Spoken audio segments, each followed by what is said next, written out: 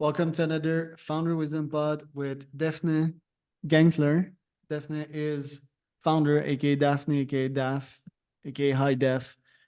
She's founder at Laurel Leaf. She runs a copywriting agency and worked with top names in the industry such as Google, Business Insider, and so forth. We're going to talk about copywriting today, AI, cold email, who knows, blogs, great content on LinkedIn, for example. So could use a lot of tips from Daph. Daph, I'm glad to have you on. Can you tell us a bit more about yourself, what you do, and what you're up to nowadays? Yeah, no, good to be here, Charles. Happy to be on the pod. So a little about me, you summed some of it up pretty well, but I have a very sort of international background. I was always, communicating with different people from different cultures, moved from Amsterdam to California, lived in New York for a while, went back to Amsterdam, and my parents are Turkish. So my whole life, I was just kind of confused and at a loss for how to connect with people. So basically I found, writing, which then extended into doing writing as a career. And then what started with corporate writing jobs turned into freelancing, which then evolved into the agency format. So I guess that's it in a nutshell. What services do you provide to what type of clients and at what costs? So good question. We provide a range of services related to content. So the first would be brand positioning. And we do that based on in-depth customer research. Then we do brand and content strategy. So helping people strategize, what kind of copy or content they need. Then we have something called a content engine, which is like your production arm that works in the background while your teams or you're doing whatever else you need to do. And then we have something called brand acceleration, which is social media and furthering people's personal brands, company brands on social media. And the costs vary depending on client. So yeah, I don't have a straight answer for that at this point, unfortunately. And you've got 100 clients plus so far. So how did you get these? Because it hasn't been much time since you have started the agency. It's been a year. How did you get Yeah. 100 clients in a year? So a lot of our work is through agency partners. So we'll work with agencies that have high volumes of website projects.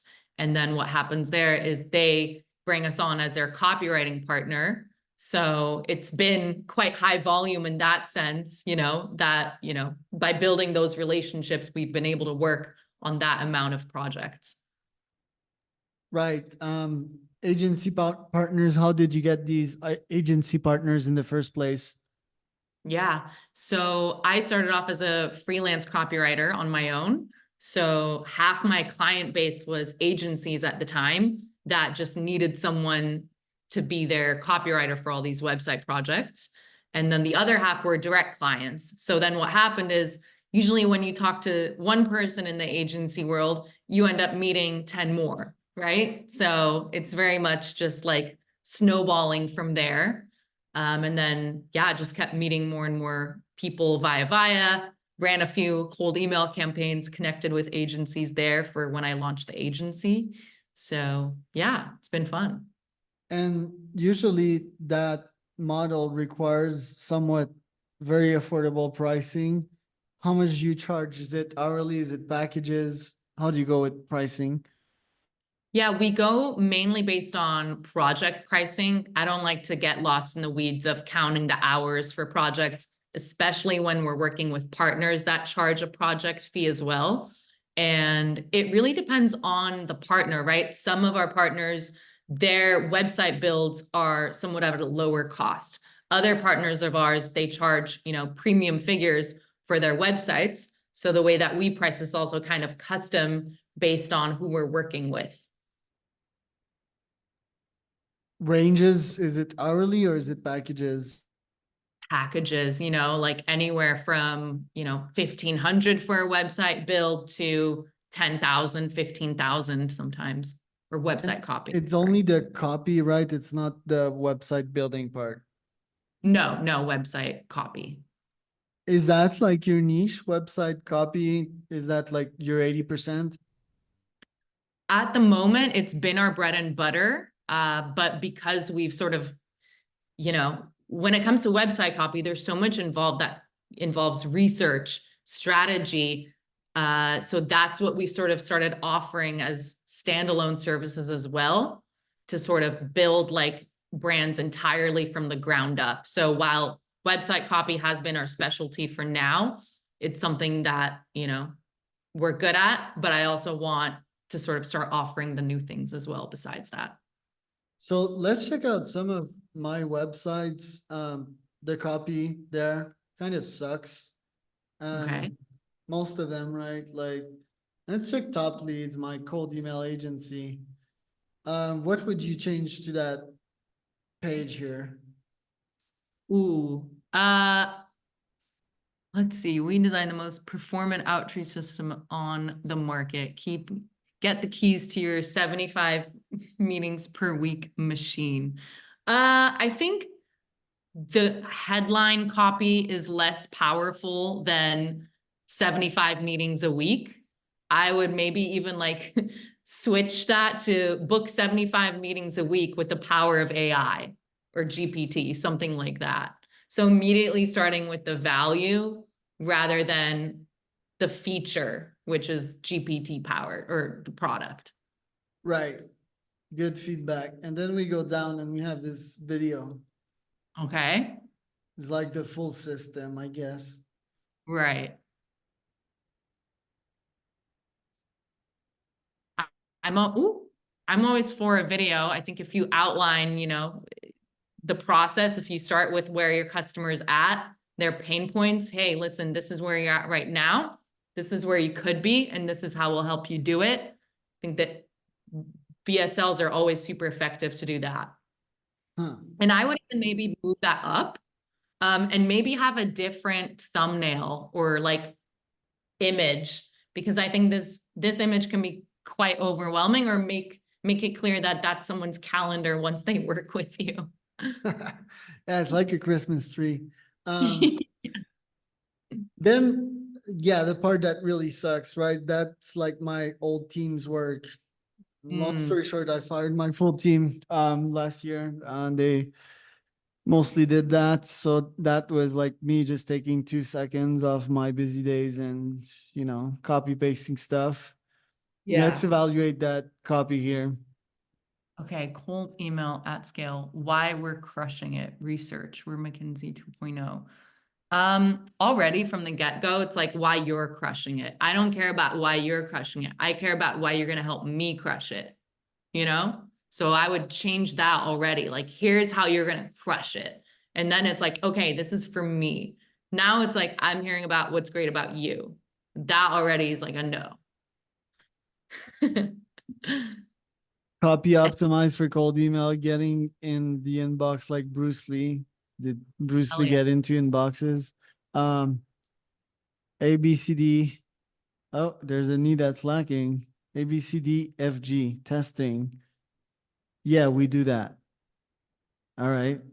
And then full freedom. Scientifically test campaign, but if it's all yours, you have the key to the. Yeah, it's pretty bad. It's What are your wordy. thoughts? It's too wordy, I think. It's I would break up the text, make it easier to read, make it easier to scan. The sentences are a bit long, so just like bullet points, like this is what you get. Just like super to the point, no thinking. Right.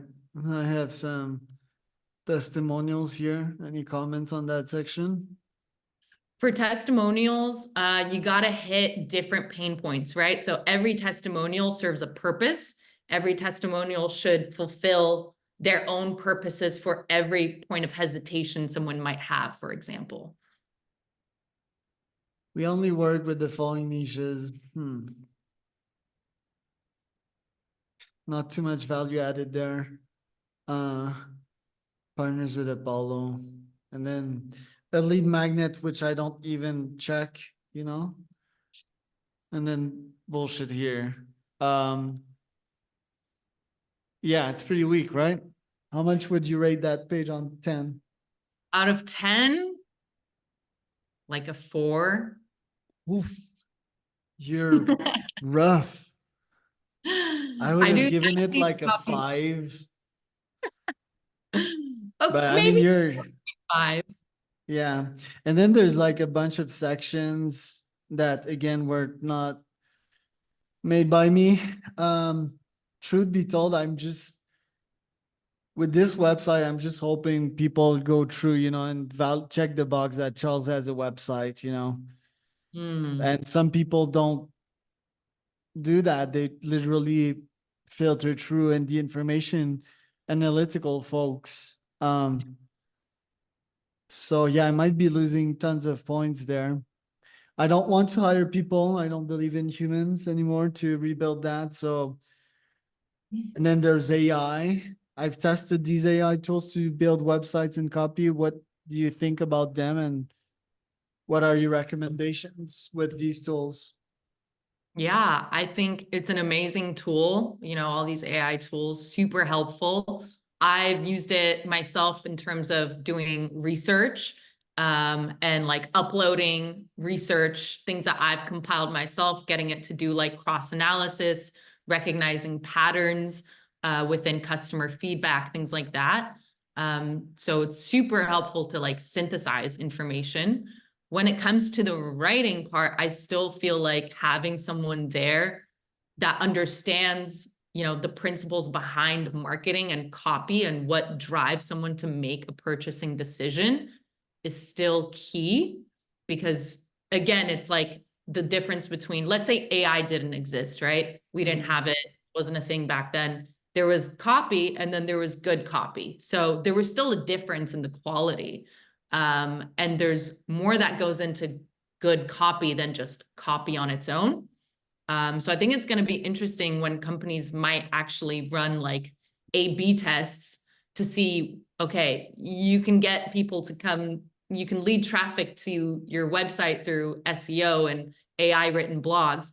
Are they going to convert? So I think that's a super interesting question. It's like the point of copy has never been to just be there. For some companies, it has. The point of good copy has been always to drive results and value. So I think that it might be worth investigating, like, okay, when do you get that quick win when you use AI? And then at what point is also worth investing in maybe just someone else there to give it an extra set of eyes and to do the proper research as well. On web pages, copy is important, but what other tools should there be to provide a great customer experience? Live chats, um, lead magnets, like what should be in there to provide a convenient experience for the visitor? To be honest, I really don't know. I've never used a live chat bot. I'm like really curious who uses live chat bots. It might just be like, And not you know, a bot, like a real human, live oh, chat. And bots can get pretty good nowadays with GPT, but yeah, it's must be still a bit miserable. But yeah, just a live chat with a real human. um, I mean, I think, yeah, having a live chat with a real human is probably gonna make for a more compelling experience, in general. But are you talking about on web pages or somewhere else? Lead magnets, any recommendation? Pop-ups? Lead magnets, they got to be really valuable if you're gating them. Because at this point, there's so much free content online, right? Everyone's like sharing content on social. So what's going to make someone want to pay for or give you their email address for them to access that content? So it's got to really be compelling enough to get people to do that. I still think it can work. I mean, there's so many creators who release like a paid product even, and I'm like, oh, I want this. Like, I want to buy this because it's just sold so well. your agency this year, how many clients do you want to unlock?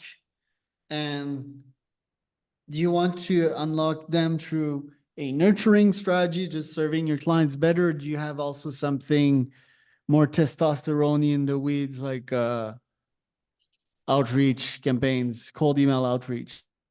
Yeah. So I do cold email outreach at scale as well. So right now I have like a list of 4,000 leads. Last year we crossed 6 figures. So hopefully double, if not quadruple the revenue next year. And then also I want to be more involved with my clients at the start a little. You know, previously I had my team doing the fulfillment, but my clients really like working with me, and I'm still the face of this company in a lot of ways. So I think being there and nurturing the relationships that I do have is also going to be a key lever for growth and just overall enjoyment and enjoying running this company. And that's interesting. So do you enjoy running this company? I do, yeah. It was definitely a transition from going from freelancing to agency and like learning that, you know, you're responsible for literally everything. So it was a bit of a shift I had to make, something I'm still stepping into. But I think the relationship aspect of it is super rewarding. And what aspects don't you like? Do you have a team, for example? Teams are hard. I like that aspect. Of course, managing, you know, people can be up and down. What I really don't like is accounting, because I work with a lot of foreign clients, so it's not fun. Right. Yeah, that's why you have an accountant, right? What would be your other goals for this year?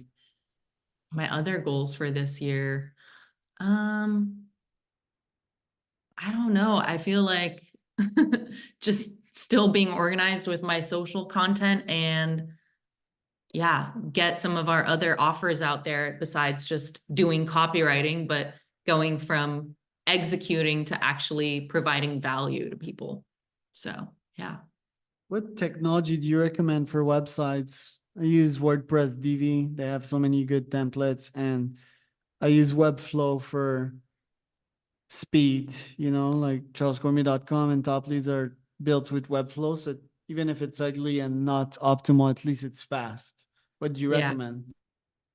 To be honest, I would recommend Webflow probably for more future-facing companies. I think for more service-based businesses, local businesses, I think WordPress is still an okay option, but sometimes it can get a little tricky, especially with like Elementor.